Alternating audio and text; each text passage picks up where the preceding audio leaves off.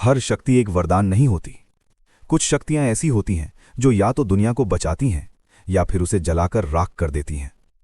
और आज रात आरव वीरांश के साथ जो हुआ, उसने सिर्फ उसकी किस्मत नहीं बदली, उसने मौत को उसके नाम से जोड़ दिया। ठंडी हवा पेड़ों के बीच से सर सर कर गुजर रही थी। चांद आधे बादलों के पीछे छुपा हुआ था। जंगल की मिट्टी पर 3 निशान साफ दिख रहे थे, टूटी हुई जमीन, काली पड़ी घास और खून के छींटे। आरव घुटनों के बल जमीन पर गिरा हुआ था। उसका हाथ अब भी उसके सीने पर था। काल हृदय का निशान धीरे धीरे बुझ रहा था, लेकिन उसकी धड़कन अब भी नॉर्मल नहीं हुई थी। उसके सामने खड़े थे गुरु देवकंत। उनकी आंखों में पहली बार वो चीज थी जो आरव ने कभी नहीं देखी थी, डर। आरव ने मुश्किल से पूछा, गुरुजी, मेरे साथ क्या हो रहा है?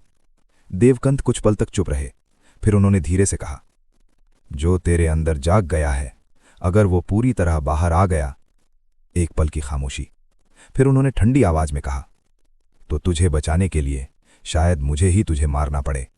आरव की आंखें फैल गईं। वो क्या? उसका गला सूख गया। मैं तो कुछ समझ भी नहीं पा रहा। मैं किसी को हर्ट नहीं करना चाहता। देवकंत ने उसके करीब आकर उसका सीना देखा। निशान अब भी हल्का सा चमक रहा था। उन्होंने धीरे से कहा, ये कोई आम शक्ति नहीं है आरव। ये वो चीज है जिसका नाम सदियों से लोग सिर्फ कहानी समझकर भूल चुके हैं, लेकिन वो कहानी झूठ नहीं थी। आरव ने धीरे से पूछा, कौन सी कहानी? देवकंत की आवाज भारी हो गई। काल हृदय की। हवा और ठंडी हो गई। दूर से एक उल्लू की आवाज आई। देवकंत ने धीरे से आसपास देखा, जैसे वो कंफर्म कर रहे हों कि कोई सुन तो नहीं रहा। फिर वो आरव के सामने बैठ गए। बहुत साल पहले, जब वीरनगढ़ सिर्फ एक गांव नहीं बल्कि एक योद्धा राज्य हुआ करता था, तब 3 महाशक्तियों का युग था, अग्नि, प्रकाश और अंधकार। आरव चुपचाप सुनता रहा। देवकंत ने जमीन पर अपनी उंगली से 3 गोल बनाए। अग्नि देता था जीवन, प्रकाश देता था नियम, लेकिन अंधकार, उनकी आवाज धीमी हो गई, अंधकार देता था भूख। आरव का गला सूख गया। भूख? शक्ति की, खून की, आत्मा की। देवकंत ने उसकी आंखों में देखते हुए कहा, उस अंधकार को रोकने के लिए एक वंश पैदा हुआ था, काल हृदय वंश। आरव का दिल एक पल के लिए रुक सा गया। वही निशान? देवकंत ने हाँ में सिर हिलाया। ये निशान सिर्फ एक सिंबल नहीं है, ये एक जीवित बंधन है, एक ऐसी मोहर जो अपने अंदर अंधकार को बंद रखती है। आरव ने धीरे से पूछा, मतलब मेरे अंदर? देवकंत की आंखें सख्त हो गईं। हां, तेरे अंदर कुछ बंद है। आरव का पूरा शरीर ठंडा पड़ गया। क्या? देवकंत ने जवाब नहीं दिया, सिर्फ इतना कहा, अभी तुझे जितना कम पता हो उतना बेहतर है। दूसरी तरफ वीरांश हवेली के अंदर रात का सन्नाटा था, लेकिन एक कमरे में गुस्सा जल रहा था। विराज आगे पीछे चल रहा था।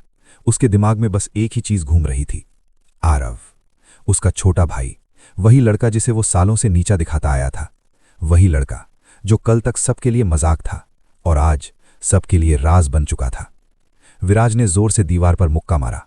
नहीं, मैं उसे कभी अपने से ऊपर नहीं जाने दूंगा। उसी वक्त कमरे का अंधेरा हल्का सा हिला और वहां से बाहर आए रुद्राक्ष सेन। विराज ने सीधा पूछा, जो आदमी मैंने भेजे थे वो वापस क्यों नहीं आए? रुद्राक्ष ने ठंडी आवाज में जवाब दिया, क्योंकि तेरा भाई अब आम इंसान नहीं रहा। विराज का चेहरा सख्त हो गया। फिर? रुद्राक्ष धीरे से उसके करीब आया।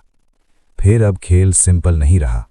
अब या तो हम उसे खत्म करेंगे या वो एक दिन हम सबको खत्म करेगा। विराज ने दांत भींचते हुए पूछा, कैसे? रुद्राक्ष की आंखों में अजीब सी चमक आई। उसकी सबसे बड़ी कमजोरी, उसका दिल। विराज समझ नहीं पाया। रुद्राक्ष ने धीरे से कहा, उसका सच उससे पहले मार देगा जितना कोई तलवार नहीं मार सकती। जंगल में आरव अब भी गुरु देवकंत के सामने बैठा था। उसके दिमाग में 1000 सवाल चल रहे थे। गुरुजी? उसने धीरे से पूछा। मेरे पिता? देवकंत ने उसकी तरफ देखा। आरव की आवाज में दर्द था। सब कहते हैं वो देशद्रोही थे, सब कहते हैं उनकी वजह से मां मरी, सब कहते हैं हमारा नाम कलंक है।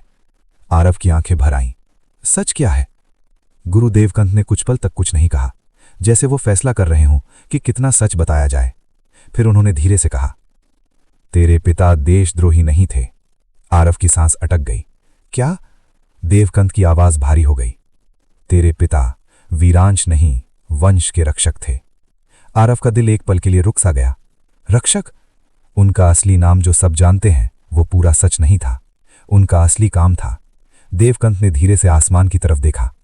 काल हृदय की रक्षा करना। आरव की आंखें फैल गईं। मतलब वो भी? हाँ, वो भी इस निशान को जानते थे। आरव का गला भर आया। फिर उन्हें मारा किसने? देवकंत का चेहरा सख्त हो गया। उन्होंने सीधा जवाब नहीं दिया, लेकिन बस एक नाम लिया, रुद्राक्ष सेन। आरव का दिमाग सुन पड़ गया। वो? लेकिन वो तो राज्य का रक्षक है। देवकंत की आंखों में क्रोध चमका। बाहर से, लेकिन अंदर से वो जहर है। आरव की मुट्ठी धीरे धीरे बंद होने लगी। उसकी आंखों में पहली बार डर के साथ कुछ और भी जाग रहा था, बदला। देवकंत ने अपनी कमर से एक छोटी सी पुरानी तलवार निकाली। तलवार ज्यादा बड़ी नहीं थी, लेकिन उसकी धार पर अजीब से चिन्ह बने हुए थे। उसने वो आरव की तरफ बढ़ा दी। आरव हैरान हो गया। ये क्या है? ये तेरे पिता की तलवार है। आरव के हाथ कांप गए। उनकी? उसने धीरे से तलवार को पकड़ा। जैसे ही उसकी उंगली धार के करीब गई, तलवार पर बने चिन्ह हल्की सी लाल रोशनी में चमकने लगे। आरव की सांस रुक गई। देवकंत ने धीरे से कहा, खून पहचान गया। आरव ने तलवार को दोनों हाथों से पकड़ लिया। उसकी आंखों में आंसू आ गए। पिताजी। उसी पल तलवार के स्टील में एक पल के लिए रिफ्लेक्शन उभरा और आरव ने देखा, एक आदमी, मजबूत कंधे, जलती आंखें, बिल्कुल उसके जैसे चेहरे का आधा हिस्सा। उस रिफ्लेक्शन ने धीरे से बस एक ही लफ्ज कहा, भागो। आरव झटके से पीछे हटा। गुरुजी। लेकिन उसके बोलने से पहले ही श्राक, पेड़ों के ऊपर से एक तेज धातु की आवाज आई। देवकंत की आंखें फैल गईं। झुको। आरव तुरंत नीचे झुका। अगले ही पल एक जहरीला लोहे का तीर उसके सिर के ऊपर से निकलकर पीछे के पेड़ में जा घुसा। थाक। पेड़ तुरंत काला पड़ने लगा। आरव की सांस रुक गई। जहर। देवकंत ने दांत भींचे। वो आ गए। चारों तरफ से पत्तों की खरक सुनाई देने लगी। एक नहीं, दो नहीं, 7 काले कपड़े पहने हुए शिकारी पेड़ों के पीछे से बाहर आए। उनके हाथ में कर्व्ड ब्लेड्स, जहरीली चेन और पॉइजन डार्ट्स थे। बीच वाला आदमी धीरे से बोला, हमें लड़के को जिंदा नहीं, सिर्फ लाश चाहिए। आरव ने तलवार और जोर से पकड़ ली। उसके पैर कांप रहे थे। गुरुजी, मैं। देवकंत ने उसकी तरफ देखे बिना कहा, आज से भागना बंद, आज से लड़ना शुरू।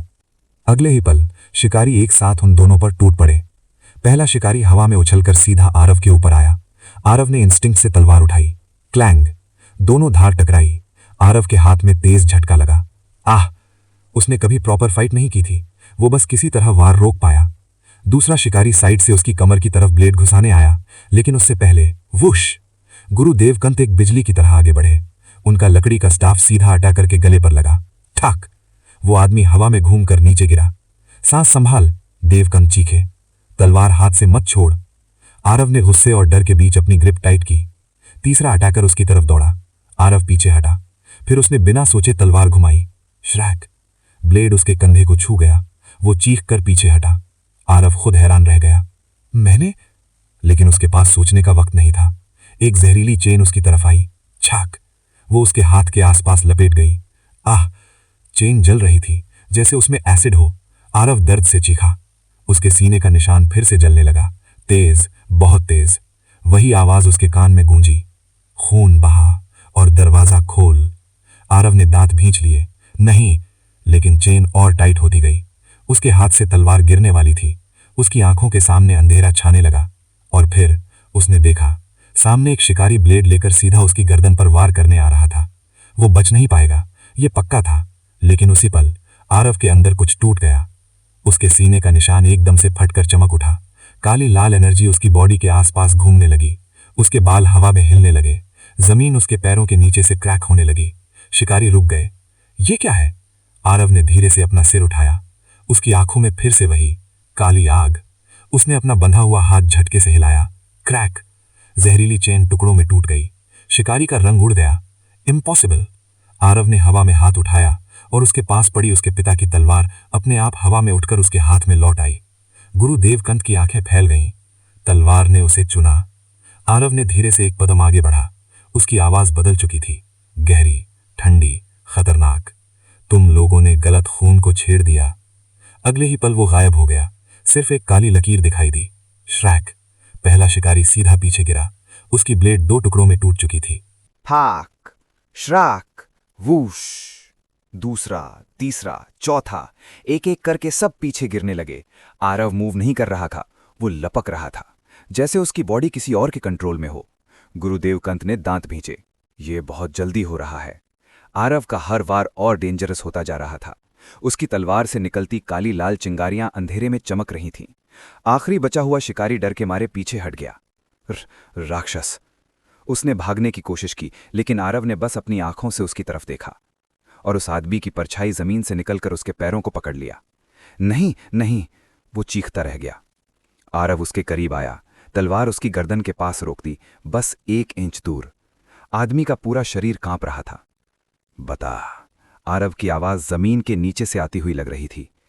किसने भेजा तुम्हें? शिकारी ने दर्द और डर में चीख कर कहा।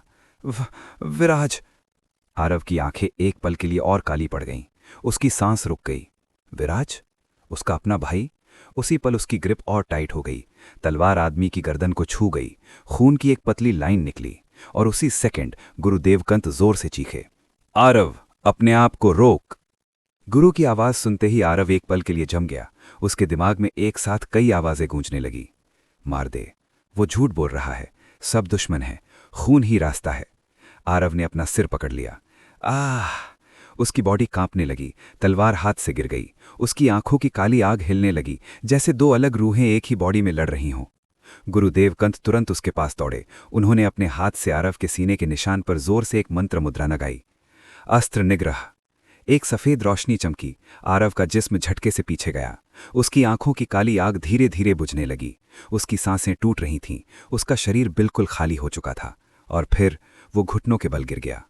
उसने कमजोर आवाज में कहा, विराज ने। उसकी आवाज टूट गई। गुरुदेवकंत ने उसकी तरफ देखा। आंखों में दर्द था, लेकिन जवाब भी वही था, हां। आरव के अंदर कुछ और टूट गया। सिर्फ भरोसा नहीं, खून का रिश्ता। जंगल में अब सिर्फ हवा की आवाज बच गई थी। जख्मी शिकारी या तो बेहोश पड़े थे या भाग चुके थे। आरव जमीन पर बैठा था। उसकी आंखें खाली थीं, जैसे उसके अंदर की दुनिया अभी अभी बिखर गई हो। गुरुजी, उसने धीरे से पूछा, अब क्या होगा? देवकंत कुछ पल चुप रहे, फिर उन्होंने सीधा जवाब दिया, अब तू यहां नहीं रह सकता। आरव ने उनकी तरफ देखा। क्या? विराज रुकेगा नहीं। रुद्राक्ष तुझे जिंदा नहीं छोड़ेगा। गांव वाले तुझे समझेंगे नहीं। राज्य तुझे श्राप समझेगा। देवकंत ने उसके पिता की तलवार उसकी तरफ बढ़ा दी। अब सिर्फ एक रास्ता है। आरव ने धीरे से तलवार पकड़ी। कौन सा रास्ता? देवकंत ने अंधेरे जंगल की तरफ देखा, जहां दूर पहाड़ों के बीच एक पुरानी काली खामोश घाटी थी। लोग उस जगह का नाम सुनकर ही कांप जाते थे। मृत्युवन। आरव की सांस अटक गई। वहां तो जो जाता है वो वापस नहीं आता। देवकंत ने उसकी आंखों में देखते हुए कहा, या तो तू वहां मर जाएगा। एक पल का सन्नाटा, फिर, या वहां से लौटकर वो बनेगा जिससे दुनिया एक दिन महायोद्धा कहेगी। आरव ने धीरे से अपनी मुट्ठी बंद की। उसके सीने का निशान फिर हल्की सी चमक में धड़क उठा। उसकी आंखों में आंसुओं के साथ अब एक नया रंग था, आग। मैं जाऊंगा। देवकंत ने सिर हिलाया। सुबह होने से पहले निकलना होगा। लेकिन उसी पल दूर अंधेरे में 2 लाल आंखें फिर से खुल गईं। पेड़ों के बीच खामोश, भयानक, और एक आवाज हवा में गूंजी, मृत्युवन उसका इंतजार कर रहा है। आरव ने पलट कर देखा, लेकिन वहां कुछ भी नहीं था। सिर्फ अंधेरा, सिर्फ हवा और एक आने वाली तबाही का एहसास।